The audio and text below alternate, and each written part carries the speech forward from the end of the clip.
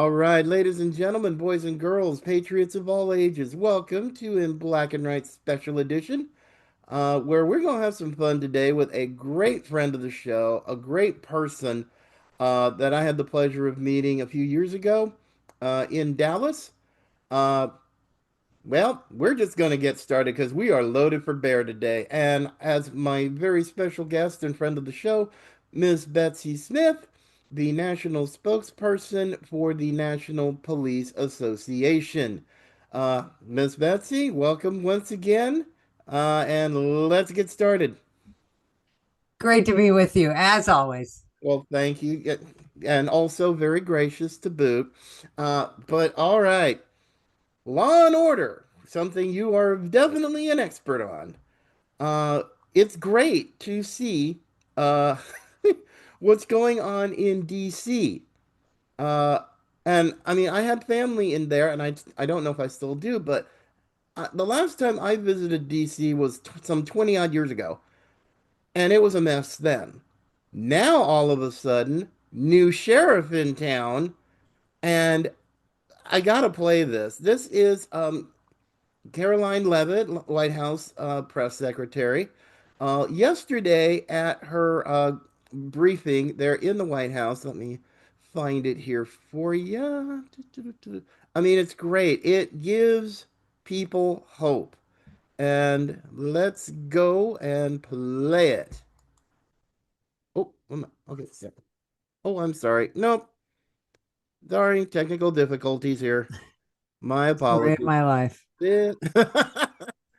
I do believe there we go.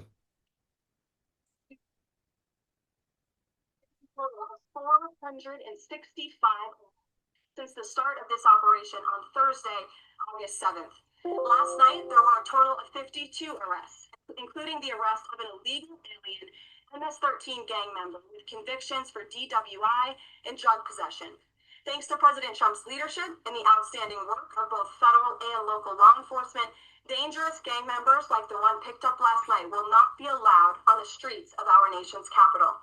Other arrests last night included assault with a deadly weapon for stabbing, parole violation for robbery, murder, outstanding warrant for attempted murder, assault on federal law enforcement officer, and felony assault. 4 more homeless encampments were also removed during yesterday's reporting period. To date, a total of 48 homeless encampments have been cleared in Washington, D.C. by multi-agency teams. MPD patrol units are actively working with city officials to locate and clear additional encampments and remove homeless residents off of Washington's streets. And despite fake narratives from the media, again, a significant number of the arrests have been in high crime areas of DC. In fact, nearly half of all of the non-illegal alien related arrests have occurred in wards 7 and 8, the two wards that have the highest number of violent crime, as well as homicides and assaults with dangerous weapons last year. So while Democrats continue to coddle violent criminals, President Trump and this administration are focused on putting them behind bars and unapologetically standing up for the safety of law-abiding American citizens. And the White House will continue to provide all of you with the results of this operation in the days ahead. I love that woman. Brava. Brava. And and it's even better. I mean, you've got the US Attorney for DC, another very tough, smart lady, Janine Pirro. I'm like, I'd marry her in a heartbeat if she wasn't already married. I mean, you gotta. I love that smile. You love. I know you love this as a former law enforcement officer. And what's even better, the the chair of the DC police union gave a thumbs up and a big endorsement to the Trump administration for taking it over. This did not bode well for Muriel Bowser, the mayor of DC. Uh, please give me your impressions. I mean, it's less than 2 weeks in, but as a seasoned law enforcement veteran, please talk to me. Well, How do you loving? first of all, let's talk about Muriel Bowser. Imagine And again, I was a city cop for 29 years. I can't imagine if the federal government came in and took over my city and took over my police department, that my mayor would have left and gone to Martha's Vineyard to pick up their kid from camp. So, right away, Muriel Bowser, who's been wishy-washy in her support of Trump, she left the district. And I found this very interesting because at first she admitted that she needed some help, that the District of Columbia had a real crime problem, and then she went to Martha's Vineyard to pick up her kid from camp, because that's where every middle class kid from District of Columbia goes to camp, Martha's Vineyard, and then she came back and she was all of a sudden pushing back. So I think, just my opinion, she got her marching orders from the Democrat Party that she better be pushing back against Trump. But let's look at the law enforcement side. The union president, Pemberton, he's been saying now for weeks, we need help. And the DC Metro Police Department is about 900 officers short. Why are they short staffed? Again, this goes back to leadership. We go back to 2020 and 2021 and Black Lives Matter Plaza and the demonization and the vilification of the Metro Police Department in DC, along with the extremely lax prosecution of adults in the federal justice system until Jeanine Pirro came along, and the very lax, almost zero prosecution of young teenage offenders in the District of Columbia.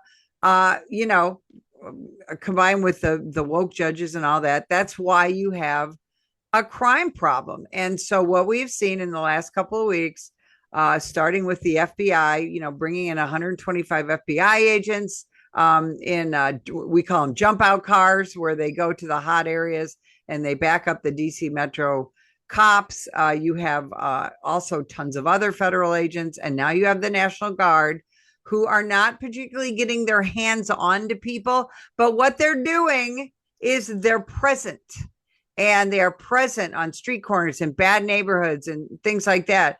And that's why in 1 week's time, carjackings, which was a major plague on the district, are down 83%. Extraordinary. This is extraordinary. And and we could talk more about this. It's a real blueprint for the rest of the country. Oh, absolutely. It could be used as a template for other cities, but I don't think Los Angeles would be totally okay with it. Uh, and Chicago, I don't believe. I believe you were a police officer in the Windy City. In the Chicago metro area, I was, and here's the thing: what people have to understand is the District of Columbia is a very unique situation. It's really not a city per se. It's not a state. They have a kind of a quasi city government system, and they have a mayor.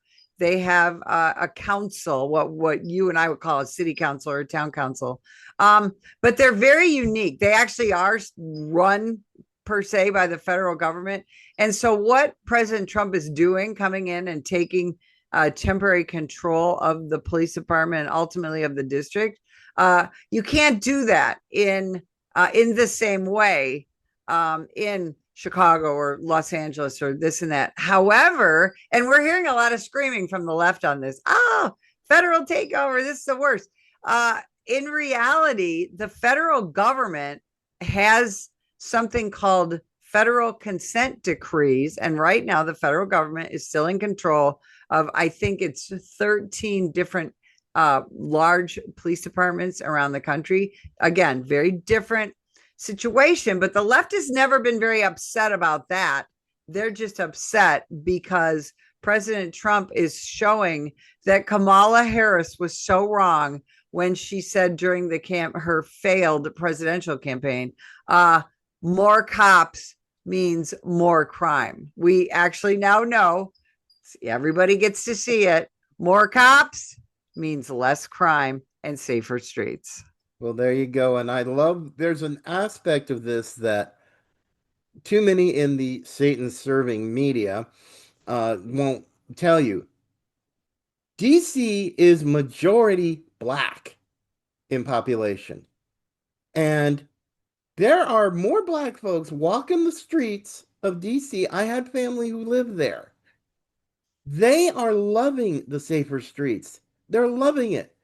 They contribute to the tax base just like any other working class citizen, but they get the short end of the stick because of the people. It's black on black crime.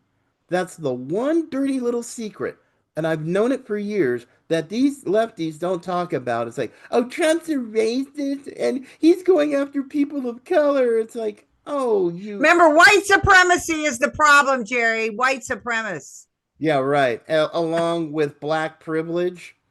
And that's my term for it. It's like, look, and Janine Pirro, God, I love that. Like I said, I love that woman. She took it head on and she has zero fear. Oh, she had pictures of in 2024 and this year of all the victims who were killed by gun crime. Every single solitary one of them was black. And she Exactly. And here's the I talked about this last night on Newsmax. You look at the protesters in Washington, D.C., who are protesting this very temporary takeover. Who do they look like? They look like me, old white woman, old white women. That's who they are. Except I don't have the pink stripe in my hair and stuff. But this is a problem. You didn't see any black residents of Washington, D.C. Protesting because people are tired of not being able to take their kids to school safely, not being able to go to the grocery store safely, not being able to go to work safely. Washington, D.C., it's 10 square miles, and it's a lot more than just those Capitol buildings that are in the political areas, if you will, the tourist areas. And where do all those politicians live? They live in Virginia and they live in Maryland. You know, very few of them live in the district full time. Where do their kids go to school? They go to private schools or magnet schools. So the rest of Washington, D.C., and like you said, this is largely an African American city. And by the way, it's largely an African American police department with African American leadership. You know, majority they, minority. yes, they are tired of this. And so that's why they are welcoming any help that they can get. And I hope that Muriel Bowser takes off her Democrat hat and puts on her mayoral hat and starts to say, this is the way, this is what we need to do. Exactly, because safe streets, safe communities is not a Republican or Democrat thing. It's not red or blue. It's just an American thing, and every American, and a lot of seniors who live in DC. Uh, I'm a senior. yeah, Yeah, it's well, true. It's and I am too to a degree, but I hit 61 this year. I mean, you can't tell by the face. Uh, right. I know. but I don't still, remember 61. it's just it boggles my mind that any mayor of any city, regardless of size, regardless of political party, cannot get it through especially the Democrats who can't get it through their thick head that the number one priority for the mayor of any size community is public safety. It absolutely Absolutely. boggles my mind.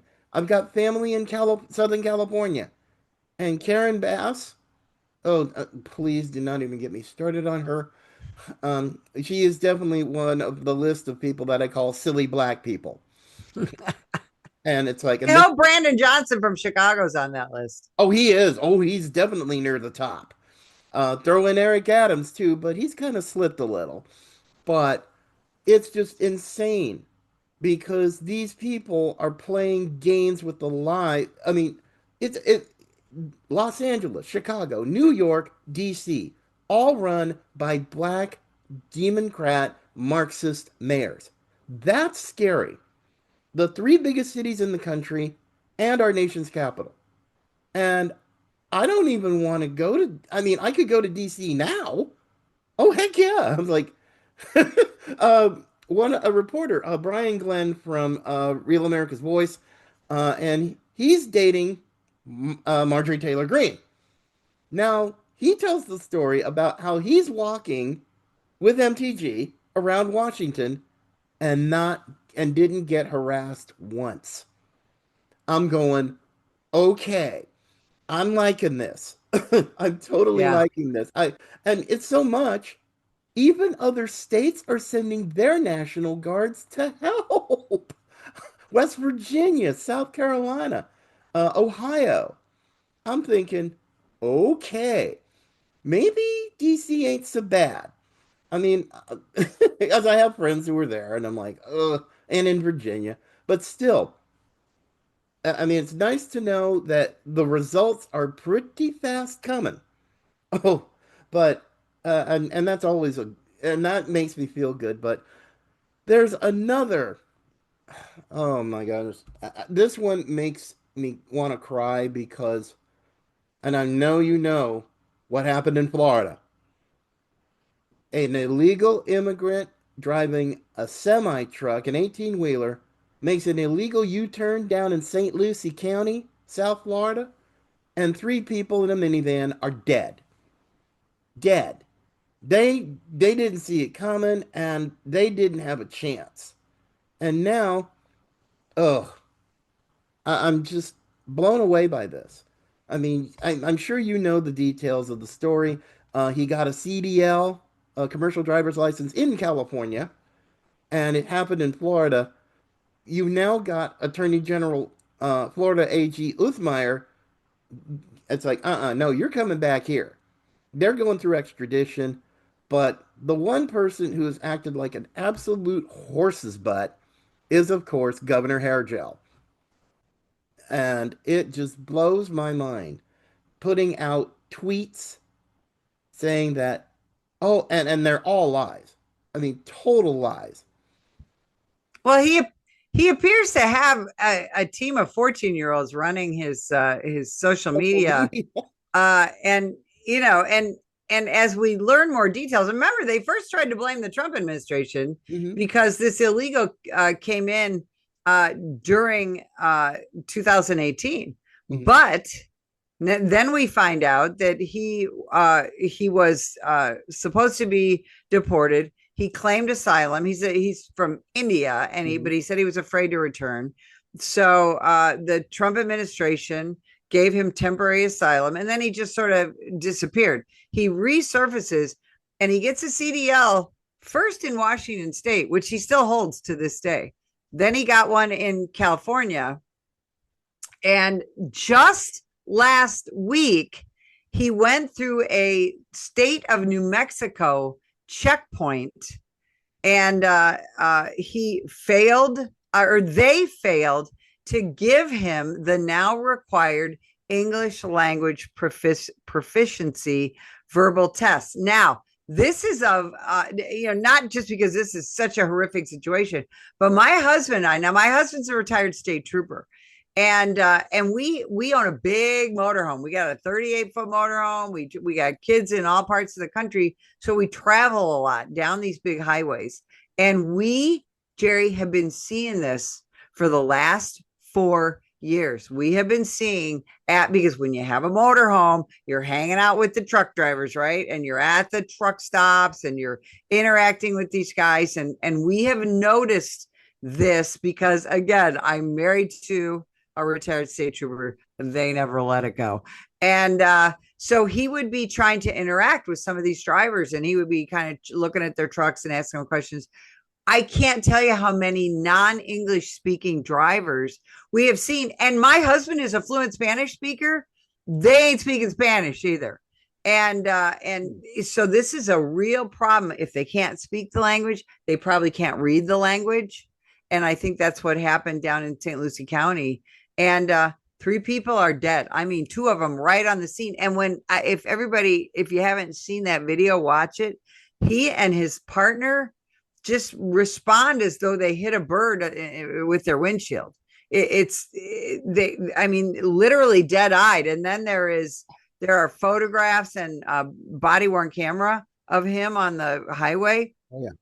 Zero reaction. It's Yeah. horrific. And I know the Trump administration wants to deport him, but I hope Governor DeSantis makes sure that he is prosecuted and imprisoned first, because he needs to do about 30 years in prison. Oh yeah, and he has no problem with the support of Attorney General Uthmeier.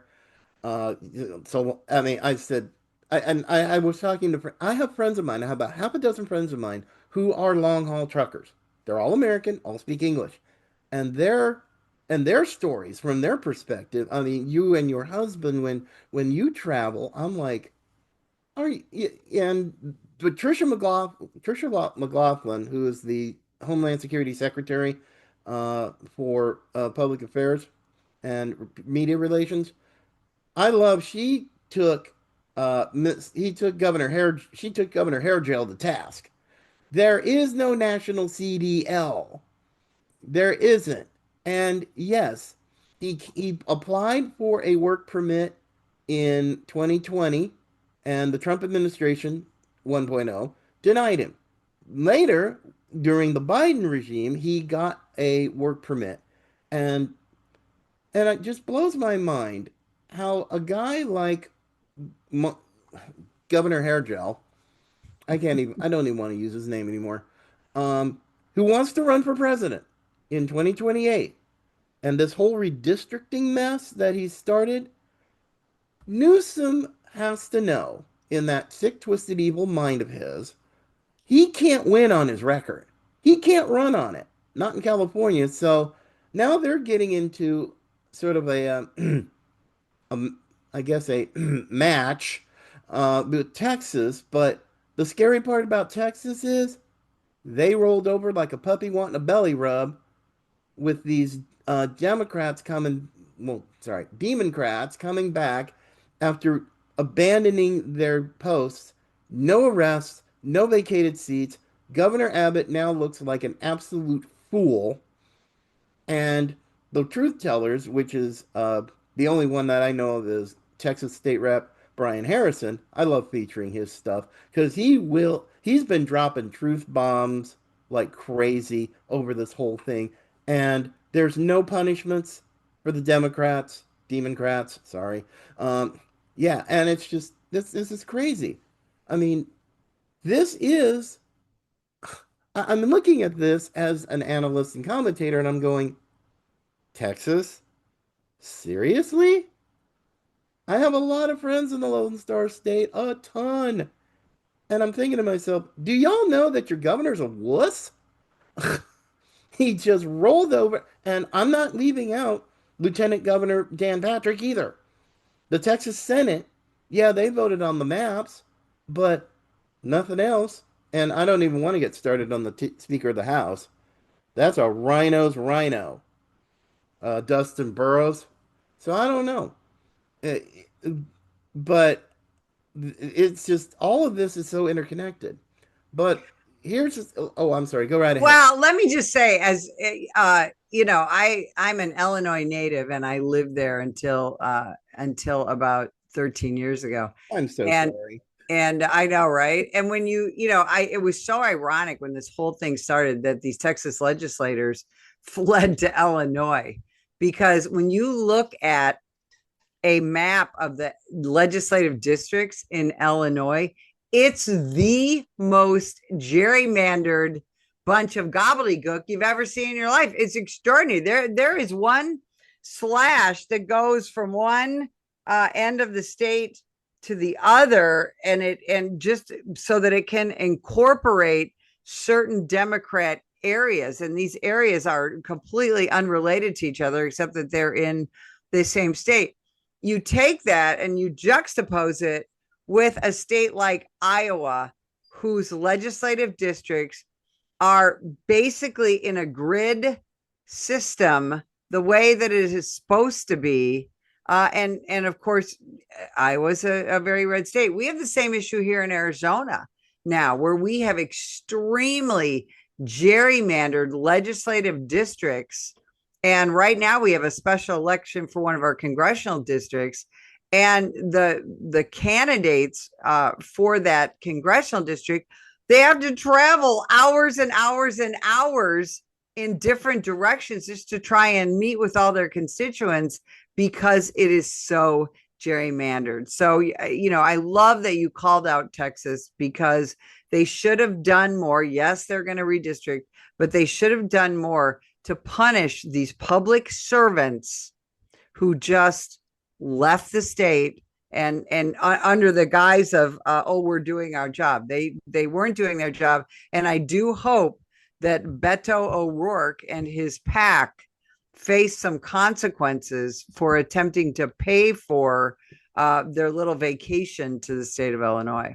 Oh yeah. Now, along the same line, New England, that section of New England, 25 congressional seats and not a single one is Republican. I mean, just some of the facts that I've come across. Massachusetts, 36% Republican, no GOP seats. Connecticut, 42% Republican, zero congressional, zero GOP seats. Maine, 46% Republican, no GOP seats. Rhode Island, 42% Republican, no seats. Vermont, 32% Republican, no GOP seats. Delaware, 42% Republican, zero GOP seats. Now, I've called this out on some of my recent episodes, my audio episodes. Okay, let's see. If we're to take this, Democrats gerrymandering, good. Republican states gerrymandering, bad. I'm going, I have not seen more duplicitous, hypocritical, and just sick, twisted behavior. It's like nobody says anything about these New England states, but now California wants to redistrict in response to Texas. But here's one thing Governor Hairgel did not take into consideration. Another state that is going to be more than likely getting into redistricting, Florida. We got some seats too, buddy. 28 congressional districts, 20 Republican, 8 Democrat, and oh, well, let's see if we can snag a few seats. Bring that 8 down to maybe, I don't know, 4, 3, I don't know. But Florida is the FAFO state. That's what I call it. I mean, there are times when I love being a Floridian, but then there's like other times when I'm like, it just makes me want to scream. But in this case, I can be happy. Um, but oh my goodness, there's one story that right in your own backyard there in Arizona. I mean, having lived in Phoenix myself for about a year and a half, this is a story out of Surprise where a 10-year-old autistic boy was the target of a group of 11 and 10-year-olds, two boys, two girls. They were plotting this like a hitman, you know? And I listened and I saw this and I'm like, in Surprise? Well, yeah, that's a hell of a surprise to be sure, but not like that. And the parents are just like blown away. I mean, their son is in a different school, but this kid has been traumatized, not making very isolated, not willing to make friends, but the fact that 10 and 11-year-olds are plotting to murder a kid and try to stage it to make it look like a suicide? Ugh. In the last few minutes that we have, please, I mean, this, I'm sure you've heard this. Have you heard the story? I'm assuming you have. I mean, you're very well informed, but this is Arizona. What are 10 and 11-year-olds? You know, they were going to wear gloves so they wouldn't leave fingerprints. Where do they get 10 and 11-year-olds get these ideas? Well, there's your thing, and what everybody's talking about is this right here. Mm, Is having kids of this age, where do they get the knowledge? Where do they even get the idea for this? They get it from each other, but they get it from the internet, their smartphones, all that. We also have to look at, lax parenting. These parents don't seem to be really involved in their kid with their kids. They have shocked, they've expressed shock and things like that. But the overall broader picture is that we have, and yes, I've actually heard some pundits blaming COVID, that these kids are of the age where they spend kind of their formative years, staring at a laptop instead of actually being in school. Arizona was shut down for, about 18 months. And, but we really got to look at society. And again, we're talking about the Phoenix suburbs, and we're talking about an area that is a fairly well-to-do area, but you're talking about kids who've not been taught values. They don't value life.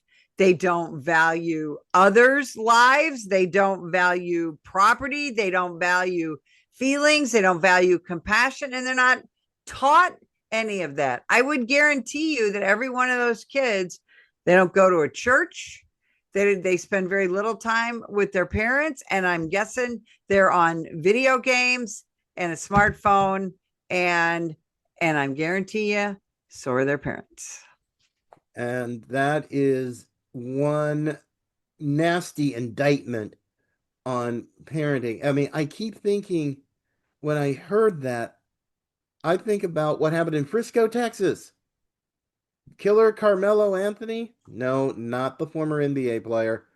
But this kid, black kid, just went like from zero to psychotic in like a couple of seconds, and stabbed a white kid in the chest, and he's still thinking it's self-defense. I'm like, no.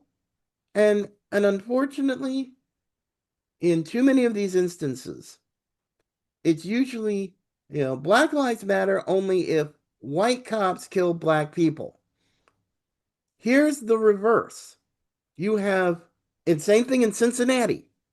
Yeah. You have white folks attacked by black folks, and everybody's screaming bloody murder. It's like that the black perpetrators don't, they are somehow not at fault. This is what I call black privilege.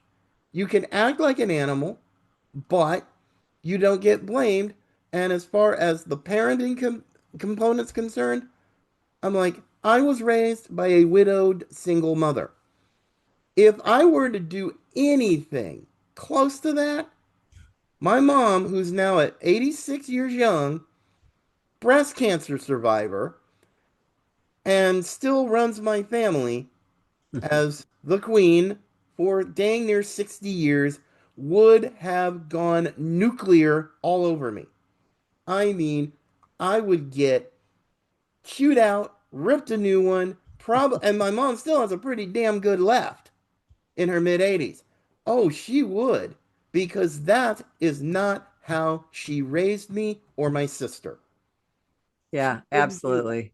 And We had another case here in Queen Creek, Arizona, last year, where again, very privileged, if you will, kids murdered another kid, fled a party, lied about it, and the parents jumped on and helped lie about it to the kids. And it continues to take the investigators and the prosecutor's office a lot of time and energy to try and bring these kids to justice. So, parenting, you and I were raised very differently than what we see kids raised today. And again, now we sound like our grandparents, but it's really true. And again, when we see what influences young kids, and I don't think that they're taught the consequences. I go back to this Surprise Arizona case.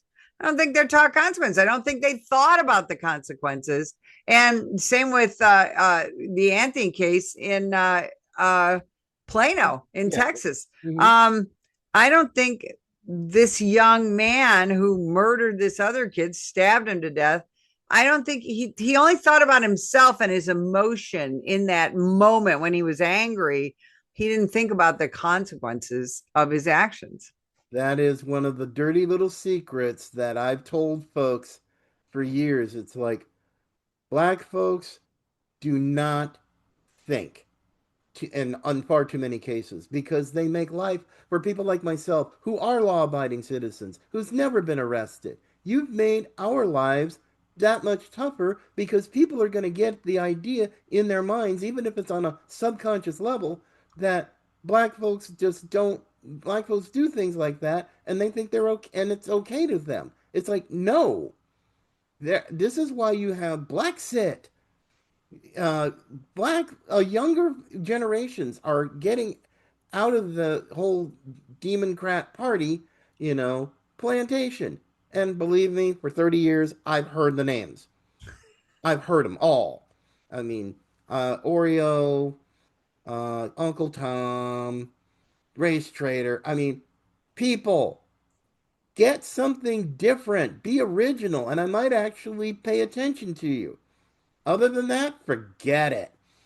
I'm not into this, but and oh my goodness, sadly, we're running out of time here pretty quick. But any last thoughts? Any last things that any impressions that you might have? I would just say that we're witnessing the incredible first 200 and some days of the Trump administration, and from the standpoint of the American law enforcement officer, it's so wonderful to have a president, a Department of Justice, and a whole administration that really supports what law enforcement officers are doing every day. All we want to do is keep our communities safe, and finally, we're back to being able to do just that. And back with a vengeance, and I love it. We have a president that gets it. Yay, happy, happy. But unfortunately, we're running out of time. But thank you once again, Betsy Smith. You're just awesome. And yes, nationalpolice.org is your organization's website. Definitely, definitely, folks need to check it out. But thank you again, Miss Betsy. It's been a hoot. Hopefully, I will talk to you sometime in the probably not too distant future. I hope so. It was so great to be with you one more time. Thank you much. Take care now.